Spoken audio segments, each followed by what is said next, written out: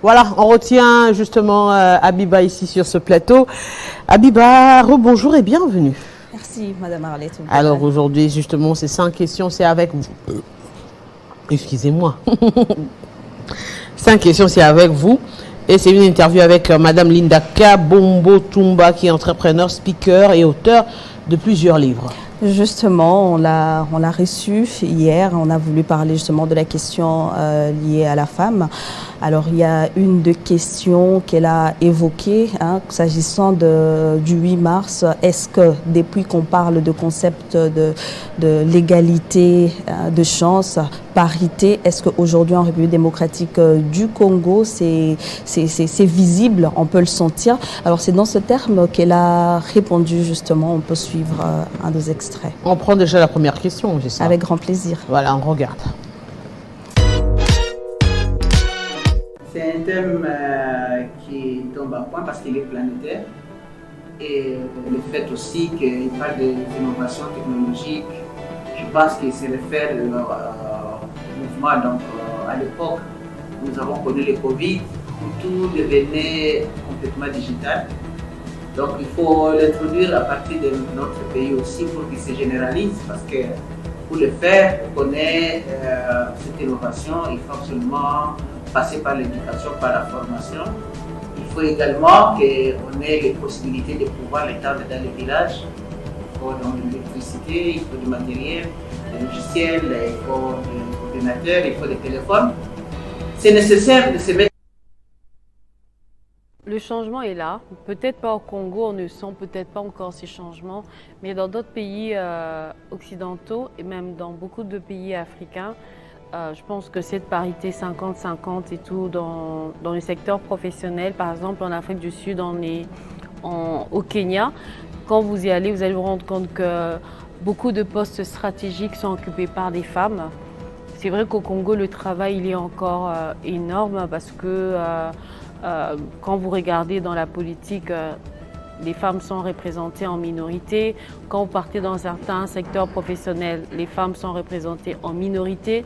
Mais quand même, le travail en termes de prise de conscience de la femme, de ce côté-là, le travail il est fait. Parce que beaucoup de femmes aujourd'hui ont compris que le 8 mars n'est pas une journée de pagne, n'est pas une journée où on termine dans un bistrot en pagne, en train de crier bonne fête de la femme, parce que les années passées, c'était un peu ce qu'on était en train de voir dans la ville de Kinshasa. Les femmes qui se promenaient en pantalon ces jours-là, elles étaient agressées parce que pour eux, le 8 mars, c'était la journée du pagne. Mais aujourd'hui, plusieurs années se sont écoulées. On voit quand même il y a un petit changement, même si le changement n'est pas vraiment total. Mais en cette date, il y a plusieurs organisations, plusieurs structures qui organisent des conférences, des journées de réflexion, renforcement de capacités, juste pour outiller cette femme congolaise, surtout qui a vraiment grand besoin de comprendre son rôle et son importance dans la société et comprendre que cette journée, c'est une journée qui lui est dédiée pour réfléchir au fait sur son parcours, d'où elle vient, où elle est et où est-ce qu'elle va et quelle est sa pierre de contribution dans le développement de la RDC.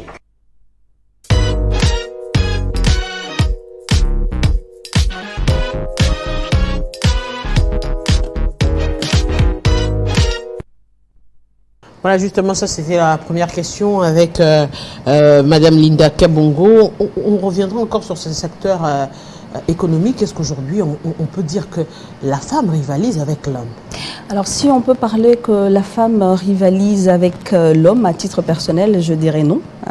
Parce que je pense qu'on est appelés tous à vivre ensemble pour l'évolution non seulement de notre pays, mais aussi du monde.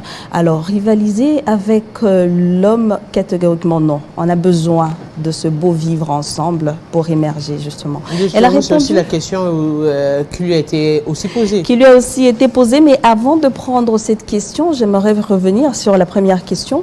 Alors, vous allez remarquer avec moi, Arlette, que dans plusieurs secteurs, hein, quand on parle de compétences, on voit directement l'homme, en tout cas en première position. Quand il s'agit de la femme, on se focalise par exemple sur son physique, on se focalise par exemple sur sa beauté, alors que la femme, elle a aussi un plus à apporter. C'est justement la lutte, hein, que toutes ces femmes continuent à revendiquer jusqu'à présent. On sent que cette lutte évolue quand même, parce que si hier, par exemple, on voulait se focaliser sur la compétence de la femme, mais aujourd'hui, on parle plus de position de prise de responsabilité. On sent que cette femme, bien qu'elle soit compétente, on n'arrive pas à la placer dans dans des endroits de prise de décision. On veut la garder en arrière-plan, c'est-à-dire oui, elle est intelligente, mais on va l'utiliser quand même. Hein.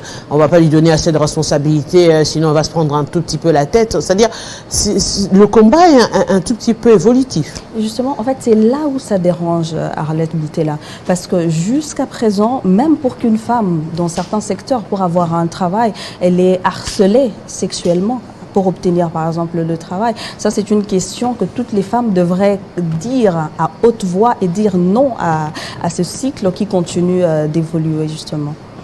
Alors on va écouter la deuxième réponse. On va prendre la deuxième question avec plaisir.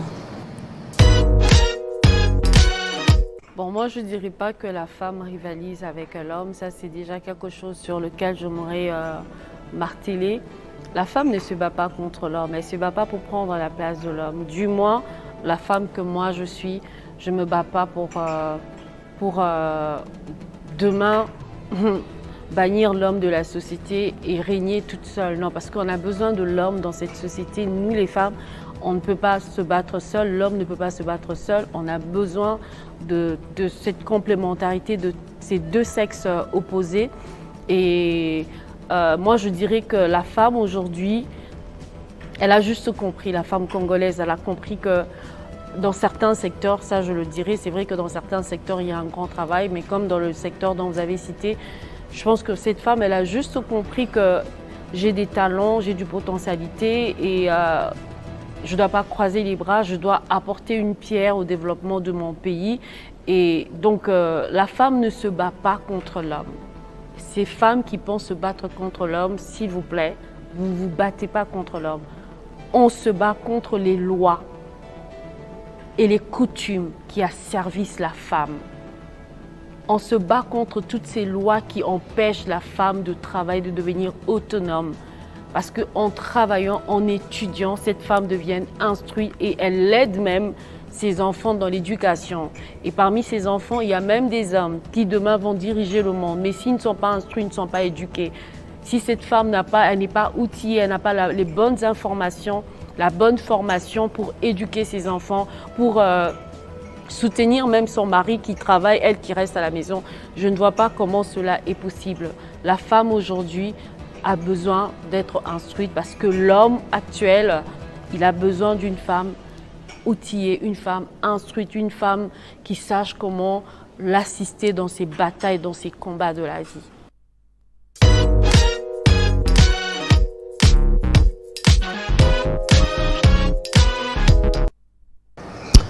C'est justement cela. Aujourd'hui, on se dit comment faire face à cette injustice. Alors, avant justement de prendre cette troisième question, j'aimerais qu'on puisse commenter un tout petit peu. Pas de souci. Alors, Arlette, je ne sais pas si vous avez remarqué, d'ailleurs, je suis très sûre que vous le savez, vous êtes mariée. Vous allez remarquer que la femme ne rivalise certainement pas avec l'homme. Parce que même dans nos foyers, pour toutes ces femmes qui demandent avec beaucoup de sagesse, avec beaucoup de douceur, avec beaucoup de paix à leur mari certaines choses, vous allez voir que toutes ces choses sont accordées avec beaucoup de facilité par rapport à ces femmes qui font comme si elles voulaient imposer, hein, comme si elles voulaient faire en sorte que imposer carrément qu'on puisse leur mettre à l'avant-plan. Alors toutes ces femmes qui demandent avec sagesse, avec douceur, que ce soit dans le foyer, c'est « chérie, j'ai besoin de ceci, j'ai besoin de travailler », avec beaucoup de douceur, elles obtiennent ce qu'elles veulent. Alors, ce que moi je peux dire dans ce sens, justement, c'est rappeler cette femme qu'elle peut toujours rester femme, hein, et revendiquer avoir tout ce qu'elle veut, mais en restant femme, en restant tranquille, même sur ordre protocolaire, Arlette Boutella, on a besoin qu'il y ait le premier, le deuxième de classe. L'homme, il peut rester chef de la famille, par exemple, peut être chef quelque part, mais n'empêche, la femme, elle peut toujours régner, mais en étant peut-être secondaire. Mais est-ce que seulement lorsqu'on évoque cette question de parité, est-ce que c'est forcément lié au foyer? Je ne pense pas. C'est peut-être l'aspect professionnel qui pose problème. Parce que longtemps, les hommes ont confondu leur foyer à leur milieu de travail. C'est-à-dire la femme qu'elle gère à la maison, la femme qu'il gère à la maison et la femme qui est au bureau. La femme qui est au bureau n'est pas sa femme. C'est ça toute la différence. Cette femme qui est au bureau, c'est un partenaire de travail qui peut aussi être plus compétent que lui. C'est-à-dire lui accorder cette possibilité-là de pouvoir s'exprimer, de ne pas vouloir la mettre en arrière-plan.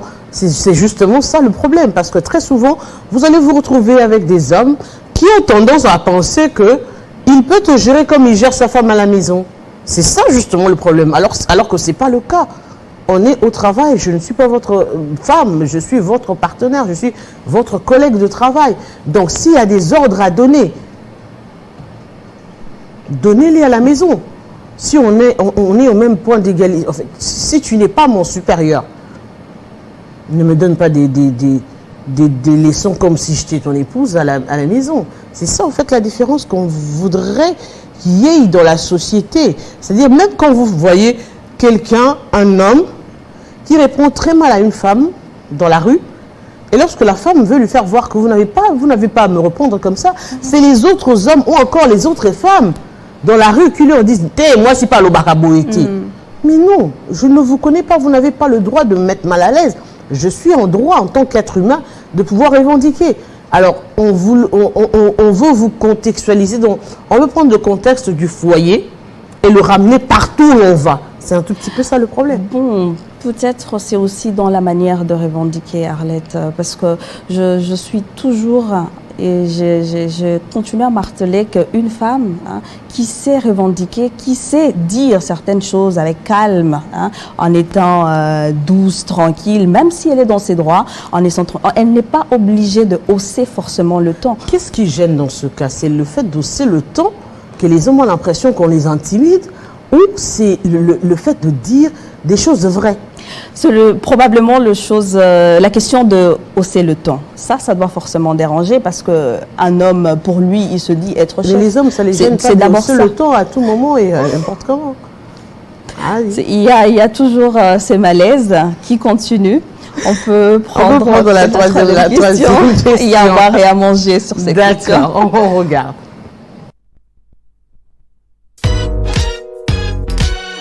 Oui, pour que la femme se sente épanouie, les autorités, la moindre de choses à faire est de protéger cette femme. Récemment, il y a une vidéo qui a circulé, une femme qui a été piétinée par une autorité de l'armée, je pense de l'état civil. Je n'ai pas bien compris la situation, mais j'ai vu la vidéo, j'ai même pas pu la regarder, j'ai zappé, mais je voyais une femme par terre avec un homme avec les pieds sur son visage. Pourquoi? Parce qu'il y avait une affaire des familles qui avait mal tourné. Écoutez, ce sont des choses pour lesquelles la femme se bat. Le monsieur n'a aucun respect pour la femme. Cette femme qui est peut-être sa sœur, qui est peut-être sa mère, qui est peut-être sa fille. Donc, la moindre de choses, c'est de protéger cette femme, de voter des lois qui protègent, qui sécurisent la femme. Parce que la femme a besoin de ça. Elle a besoin de cette sécurité venant de l'homme, venant de l'État congolais. Ces femmes qui sont violées, qu'est-ce qu'on fait pour ces femmes? Est-ce qu'elles sont prises en charge? Est-ce que leur bourreau est mis derrière le barreau? Qu'est-ce qu'on prévoit pour toutes ces femmes, toutes ces filles dans les écoles qui sont violées, qui sont abusées? Qu'est-ce qu'on prévoit pour elles?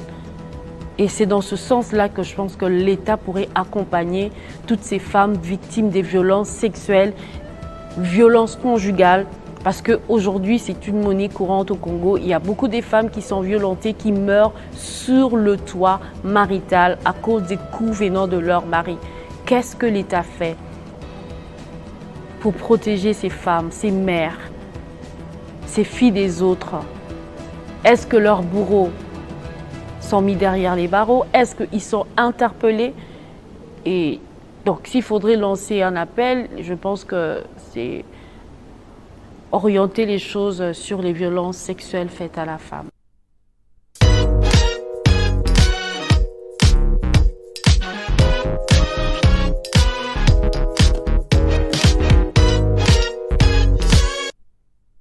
Voilà, justement, on continue. Cette fois-ci également, comme je le disais tantôt, il y a des messages qui nous viennent de partout. Il y a monsieur Franck Lokouli qui nous suit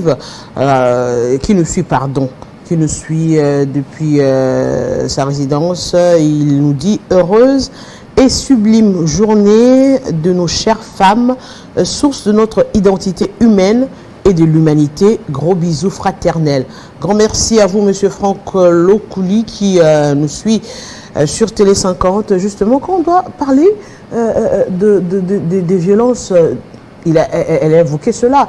On se dit, est-ce qu'il ne faudrait pas, il n'est pas temps que les femmes haussent le ton? Parce que très souvent, je prendrai les cas des violences conjugales. Très souvent, ces femmes ne s'expriment que lorsqu'il y a problème. C'est-à-dire lorsqu'il y a eu un incident, soit c'est la femme déjà qui est morte, soit c'est la femme a voulu revendiquer quelque chose, soit elle a bousculé l'homme, l'homme est décédé ou il est blessé. C'est à ce moment-là que les gens savent que qu'il y a soit cette femme qui a été battue chez elle. C'est un peu source de honte, un peu, où des sujets tabous, on ne voudrait pas en parler. C'est ça justement, c'est ce qu'on vit depuis toujours, Arlette.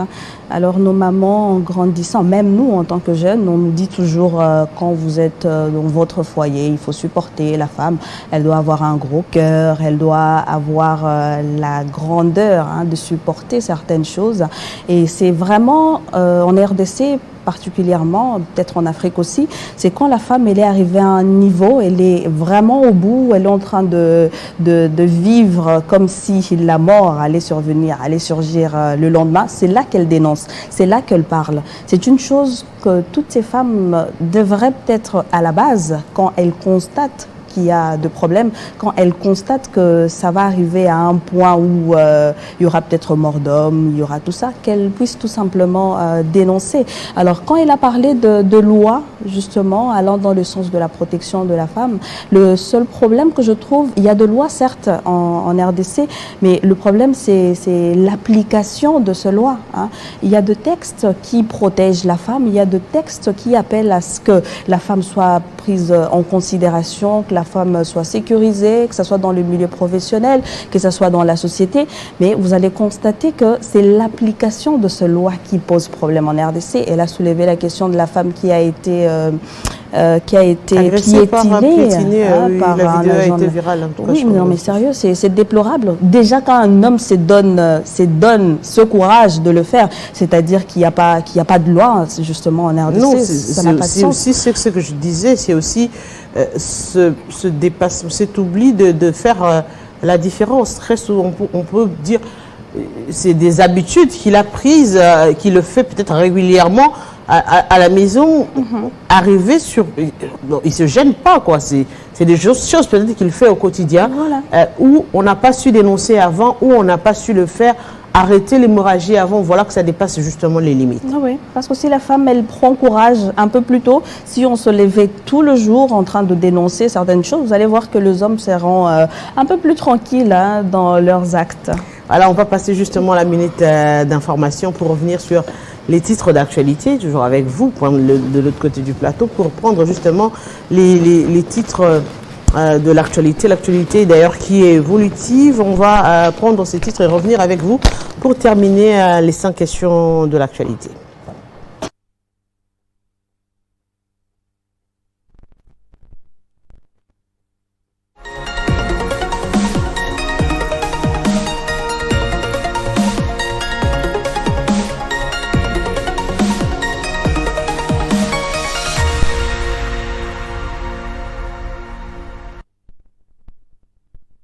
Télé 50, nous sommes une chaîne d'information panafricaine émettant depuis la République démocratique du Congo et nous sommes le premier dans ce pays grâce à notre savoir-faire et à l'exigence du beau. À travers notre sens élevé du professionnalisme, nous avons révolutionné l'environnement médiatique congolais et avons maintenu les caps. Notre ligne éditoriale basée primordialement sur la défense de l'image et des intérêts de la RDC détermine essentiellement notre leadership visionnaire et...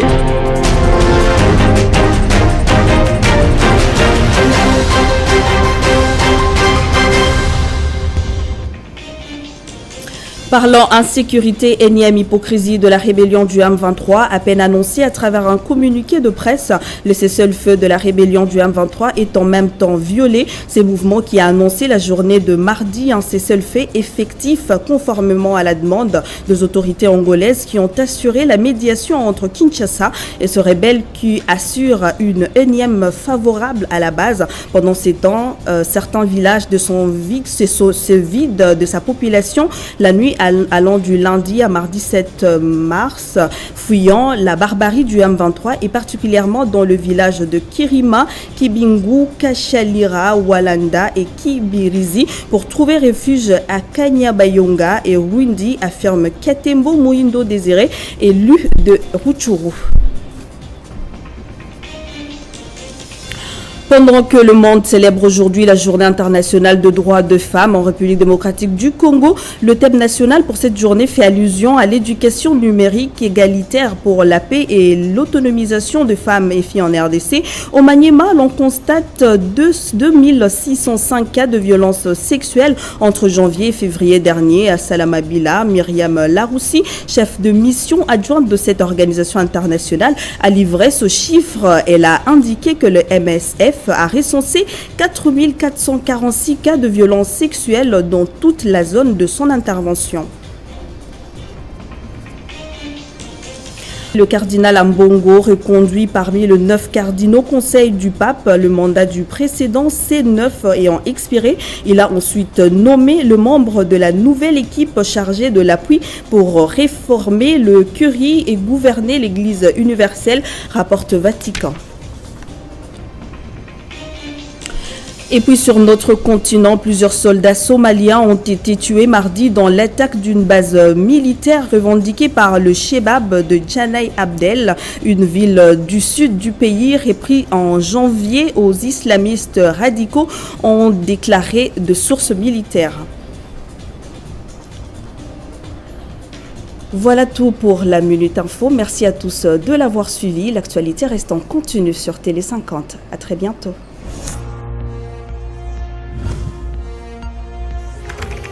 L'actualité reste en continu.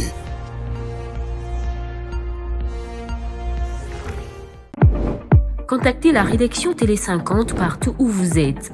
En dehors de la République démocratique du Congo, en province, à Kinshasa, pour les images 089 27 42 808. Pour les appels 084 68 66 246. Télé 50, simplement congolais. Voilà, Abiba nous a rejoint ici de l'autre côté du plateau. On va continuer avec vous justement pour prendre, justement faire allusion au thème national pour cette journée qui fait allusion justement à l'éducation numérique et égalitaire pour la paix et l'autonomisation des femmes et filles en République démocratique du Congo. Justement, Linda a aussi répondu à cette question, mais je trouve déjà que ce thème qui a été choisi au niveau national, c'est vraiment très bien réfléchi parce que vous allez constater que la femme n'est pas tellement intéressée à tout ce qui est numérique, à tout ce qui est... c'est vrai que les réseaux sociaux, déjà, on sait voir des femmes, surtout sur TikTok, en train de s'exhiber, tout ce qui va avec. Aujourd'hui, les femmes ont remplacé les novellas et consorts par les TikTok. Oui, alors quand on parle de ce thème, ce n'est pas forcément, on n'attend pas la femme forcément à ça. On attend peut-être cette femme à se développer, à s'instruire, à faire de recherches. Alors, je peux même prendre l'exemple d'une femme maraîchère, par exemple, qui travaille dans l'agriculture. Pour cette femme, si elle est plus ou moins avancée dans le numérique. Elle sait comprendre peut-être qu'il y a la pluie en essayant de voir peut-être la météo. Elle sait savoir par exemple qu'il y aura la pluie, il y aura le soleil. Toutes ces choses, toutes ces petites choses, ça peut aussi faciliter la vie dans certains secteurs Mais ça revient justement à l'éducation parce qu'aujourd'hui, et c'est vrai qu'on va parler de l'aspect numérique, mais il faudrait savoir comment l'utiliser. C'est le grand problème aujourd'hui parce que même ceux qui, du moins, sont passés sur le banc de l'école n'arrivent pas toujours à comprendre l'utilisation de ces réseaux sociaux. Ils l'utilisent mal, ils sont influencés partout, ils sont influencés par tout ce qu'il y a dans les réseaux sociaux, alors que ça demande justement un regard assez critique, très pointu de tout ce qu'il y a dans les réseaux sociaux pour arriver à faire la différence de choses quand même. Justement, et toutes ces choses, ça s'apprend. Ce n'est pas du jour au lendemain qu'on maîtrise Internet, qu'on maîtrise tout ce qui a trait à l'évolution sur le plan scientifique et consort. Non, toutes ces choses, ça s'apprend. Il y a l'initiation, ça demande de la volonté, ça demande de s'impliquer carrément.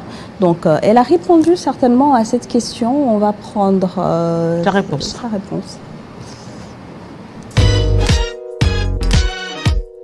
Bon, déjà ce thème s'actualise au fait à la société dans laquelle nous vivons aujourd'hui. C'est une société digitale, numérisée, et beaucoup des femmes ne sont pas informées sur certaines choses juste parce qu'elles ne savent pas utiliser le numérique. Ces femmes rurales qui peuvent se faire beaucoup d'argent en prenant leurs articles, en mettant sur une plateforme des ventes et tout, faire des recherches pour en savoir plus au fait sur la plantation, comment, vous voyez, toutes ces choses aidera la femme à se mettre à un certain niveau. Et ce thème, il est vraiment réfléchi, mais on ne doit pas s'arrêter qu'à promulguer un thème au fait, mais il faudrait réfléchir sur comment faire assez que cette femme congolaise soit outillée, comment faire pour que cette femme sache utiliser le numérique, parce que ça aidera cette femme à devenir autonome. Parce qu'aujourd'hui, l'autonomisation marche aussi avec le digital, avec la numérisation, parce que, comme je vous ai expliqué, il y a beaucoup de choses, il y a beaucoup d'informations que la femme n'a pas accès parce qu'elle n'est juste pas outillée pour utiliser l'ordinateur, le téléphone, Google, faire des recherches. Elle n'est pas informée sur beaucoup de choses, et ça va juste aider cette femme à relever son niveau et à devenir autonome très facilement.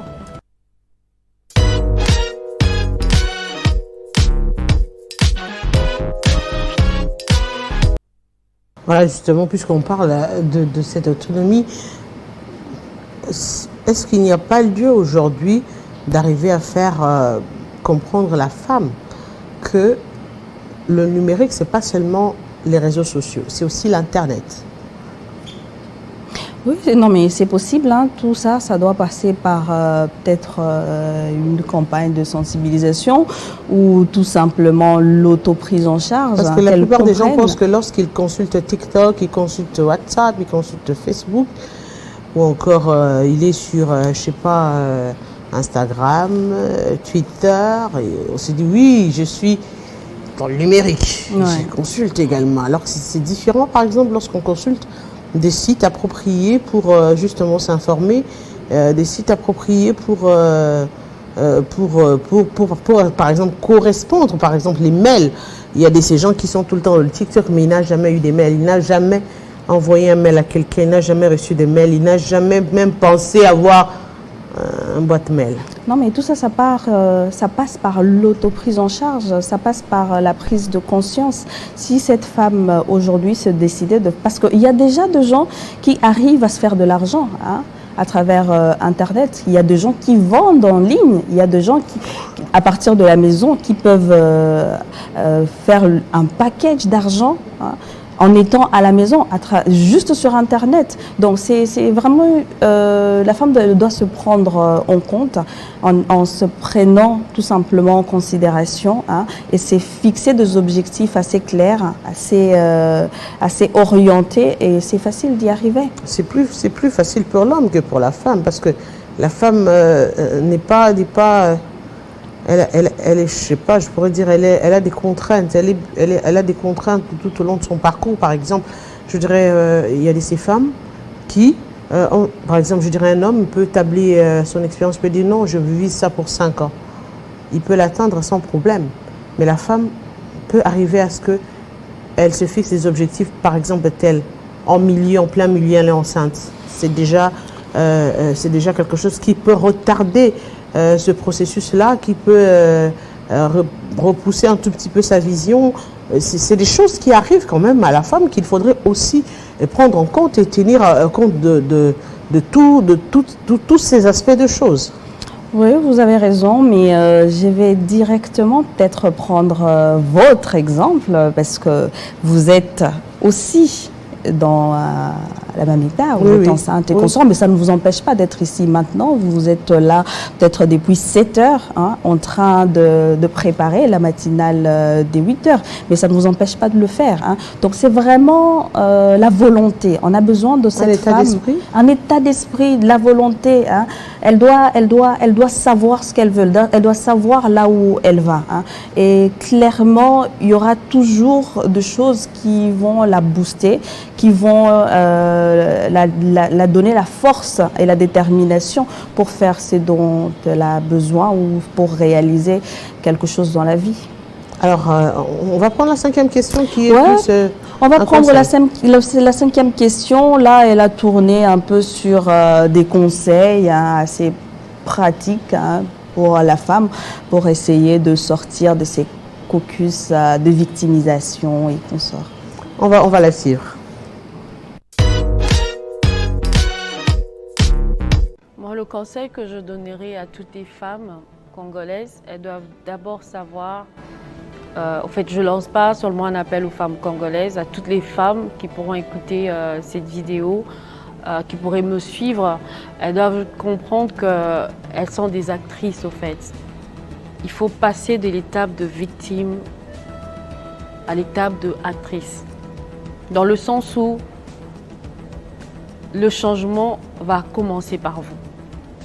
Si vous croisez les bras, vous attendez que les choses changent, ça sera difficile parce qu'on a besoin de vous comme actrice pour le changement de votre situation.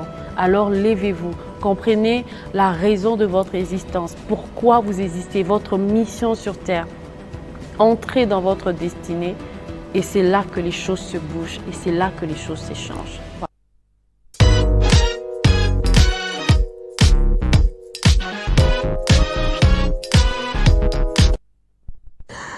Et voilà, c'était là les 5 questions posées par Habiba. Hein, c'était un très bel échange. En tout cas, on a su également, on s'est dit certainement que les femmes sont appelées aussi à régulièrement revenir sur ces genres de problématiques, parce que très souvent on se dit, bon, une fois le mois de mars passé, très souvent on oublie, on attendra le mois de mars prochain pour revenir quand même sur certaines thématiques. Ouais, c'est tout le problème, parce que la plupart des femmes attendent le 8 mars pour célébrer. Hein, c'est l'aspect fête, c'est l'aspect jouissance qui prime quelque part, alors qu'elle aurait pu être consacrer cette journée à la prise de conscience.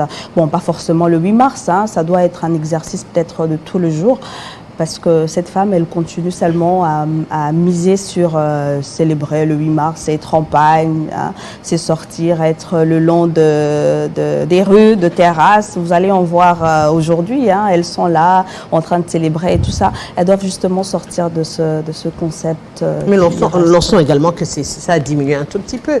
Il faudra le dire, la tendance qui était tout au début de voir toutes les femmes en pagne, toutes les femmes fêtées aujourd'hui. Ça a même pris à un moment donné comme on le dit souvent, hein, RDC to copiera ma bé, ma casse, mon itine, ben école, comme journée, oh, bana balati, ben ma puta, journée, bana va sali boy, tout ça. Alors, on sent que la tendance a un peu diminué, un tout petit peu pour rester dans la conscientisation. Ah non, mais si ça diminue, c'est très bien. C'est-à-dire que la lutte est en train de suivre son chemin. On va y arriver. Alors, peut-être je vais aussi dire quelque chose s'agissant des hommes genrés. C'est comme ça que je les appelle. Parce qu'il y a des hommes aussi qui accompagnent la femme qui conseille. Je vais penser directement à notre RC, Crispin Tshibikoufoua, très souvent, je ne sais pas si vous l'avez remarqué, il a souvent tendance à défendre la femme, même lors des discussions. Il a souvent tendance à rappeler que la femme, il faut la respecter et qu'on sort. Je dédie aussi cette journée à de messieurs comme lui. Je dédie cette journée à Jean-David Kilolo aussi, qui s'enregistre aussi dans cette lignée. Grand merci à vous. Bonne fête à eux également. Je crois qu'à cette heure, ils sont déjà à la rédaction pour le conseil de rédaction. Voilà, donc ils ont accepté aujourd'hui de céder l'antenne à toutes les femmes pour justement leur permettre de s'exprimer et de faire valoir leurs compétences à travers les différentes tranches qu'ils exercent, notamment la tranche d'aujourd'hui qui est très souvent présentée par Jean-David Kilolo. Voilà, donc grand merci à vous.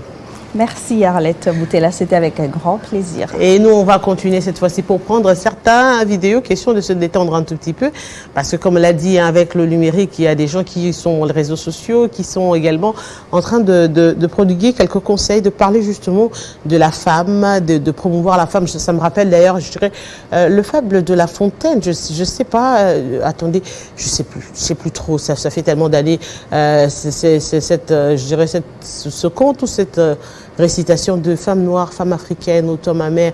Ça a été même chanté, hein, femme noire, femme africaine, ô toi ma mère.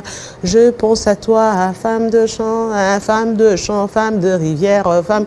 Voilà, donc c'est comme ça, je retiens encore quelques bribes quand même, pour dire que on avait également notre façon à nous de célébrer cette femme africaine, qui n'est pas forcément la femme européenne, qui n'est pas forcément la femme d'un autre continent, parce qu'il faudra le dire, les réalités et les contextes varient en fonction des continents. C'est vrai, aujourd'hui, avec la numérisation, nous avons tendance à voir le monde ensemble, dans son ensemble, à travers les réseaux sociaux. Deux fois, on veut copier ce qui se passe en Europe, on veut copier les stars américaines, on veut copier ceci, alors que c'est pas forcément le seul modèle de la société. Peut-être ils ont su rendre visible cet aspect de choses à travers les réseaux sociaux, à travers les films, à travers les séries, à travers les médias, mais ce n'est pas forcément le modèle type de la femme. Il y a la femme africaine, il y a la femme asiatique, par exemple, il y a la femme de l'Orient, par exemple, la femme arabe, qu'il faudrait aussi la femme.